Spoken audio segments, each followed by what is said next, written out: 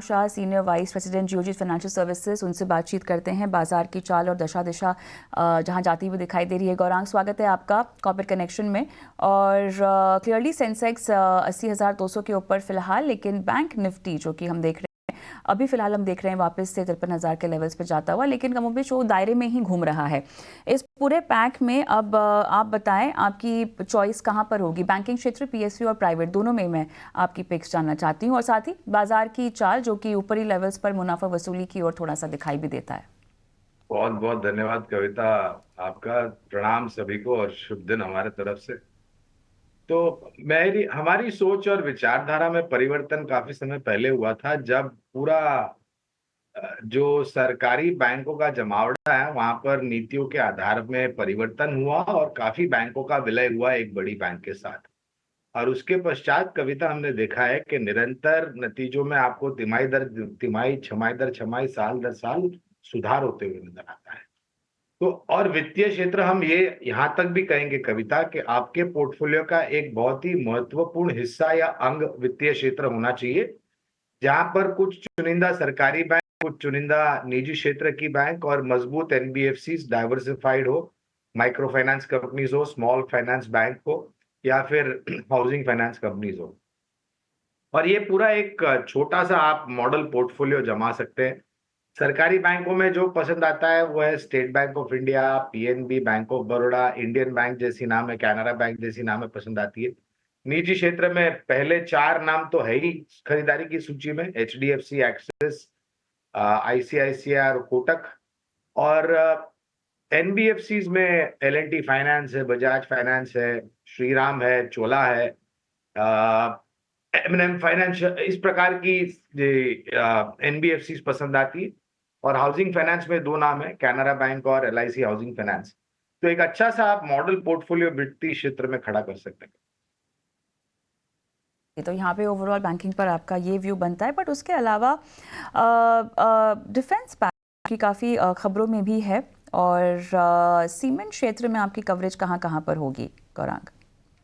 Defence क्षेत्र कविता, मैं बार बार हमारे चैनल पर आकर के जो कॉलर शो होता है वहां पर, या फिर प्रातःकाल जो ओपनिंग शो होता है बाजार को लेकर के, कई बार हमने चर्चा की और हमने एक ही वक्तव्य सामने रखा है कि रक्षा क्षेत्र, ऊर्जा क्षेत्र, रेलवे क्षेत्र से जुड़ी हुई कंपनी या फिर निर्माण कार्य से जुड़ी, खास करके रक्षा क्षेत्र, हमें लग रहा है कि आने वाले 3 साल 5 साल की ये एक बढ़ती हुई कहानी है कविता। और जिस प्रकार से ऑर्डर इनको मिल रहे हैं, ना तो सिर्फ स्थानीय मार्केट में से मगर विदेशों में भी बड़े बड़े ऑर्डर मिल रहे हैं।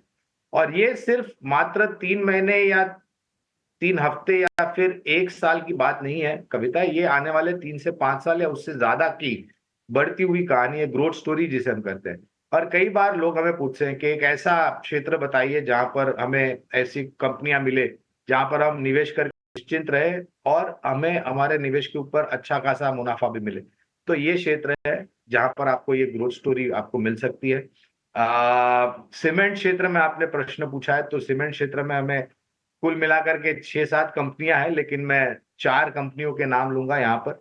2 दिग्गज और 2 मझौली कंपनियां हैं। दिग्गजों में अल्ट्राटेक और एसीसी, और मझौली कंपनियों में दालमिया भारत सीमेंट और बिरला कॉर्प। ये और सीमेंट सेक्टर भी एक मेरे ख्याल से बहुत ही उभरता हुआ सेक्टर हमें लग रहा है, जिस प्रकार से सरकार निर्माण कार्य के लिए खर्च कर। यहाँ पर डिमांड के सिनारियो में काफ़ी बेहतरी आने वाले कुछ समय में अगर हम सेक्टर के लिहाज से देखें, और साथ ही इंपोर्ट्स जो बढ़ा है उसके बाद यहाँ पर बीडीटी भी बढ़ाने को लेके जो एसोसिएशन की मांग रही है उस पर भी फायदा हुआ है, तो ओवरऑल आउटलुक बहुत बेहतर होता हुआ दिखाई दे रहा है। बताएं आपका क्या व्यू बनता है इस पूरे क्षेत्र में? तो कविता, पूरे क्षेत्र के ऊपर पहला चर्चा करते हैं। जी। देखिए, काफी सारे चैलेंजेस हैं यहाँ पर, और अभी आप मैनेजमेंट से बात कर रहे थे तब इन्होंने भी यही बताया कि लागत खर्च को लेकर के बहुत ही ऊपर के तरफ के स्तर दिख रहे हैं, जिससे शायद थोड़ा बहुत जो मुनाफे का मार्जिन होता है या मुनाफा जो होता है उसमें दबाव पड़ जाता है, जब तक आप एंड प्रोडक्ट के दाम बढ़ा नहीं देते हो। और अगर आप दाम बढ़ाते हैं अपने प्रोडक्ट के, तो जाहिर है लोग बाकी अन्य विकल्पों के पास जाएंगे। दूसरी बात, लिस्टेड एंटिटी के साथ साथ अनऑर्गेनाइज्ड अनलिस्टेड एंटिटीज भी काफी सारी है इस सेक्टर में, जिससे प्रतिस्पर्धा बहुत ही ऊपर के तरफ है। ये अच्छी बात है कि कंपनी सस्टेनेबल और ग्रीन और रीयूजेबल टेक्नोलॉजी का प्रयोग करती है।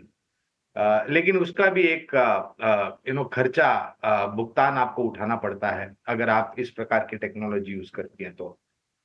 तीसरी तरफ आप देखने जाएं तो पेपरलेस टेक्नोलॉजी की तरफ अब धीरे-धीरे करके लोग ज़्यादा झुक रहे हैं, जहां पर कम उपयोग होता है पेपर का, कंजम्पशन पेपर का कम होता है। स्कूल में, कॉलेजेस में, ई-कॉमर्स में, इंडस्ट्रियल यूज़ अपने आप में सही है, लेकिन आई थिंक वो शिफ्ट धीरे-धीरे हो रहा है। तो विशेष रूप में टिप्पणी नहीं करूँगा क्योंकि कवरेज नहीं है, लेकिन इस क्षेत्र से जुड़ी कंपनियों को मेरे ख्याल से बहुत काम करना पड़ेगा न्यू टेक्नोलॉजी को लेकर के और खास करके अपने ऑपरेटिंग कॉस्ट को कम करने के लिए, जिससे मुनाफ़ा सकारात्मक सा आपको दिखाई दे। राइट, शुक्रिया गौरांग, आपने समय निकाला और तमाम मुद्दों पर अपनी राय रखी, दर्शकों का मार्गदर्शन किया और इसी के साथ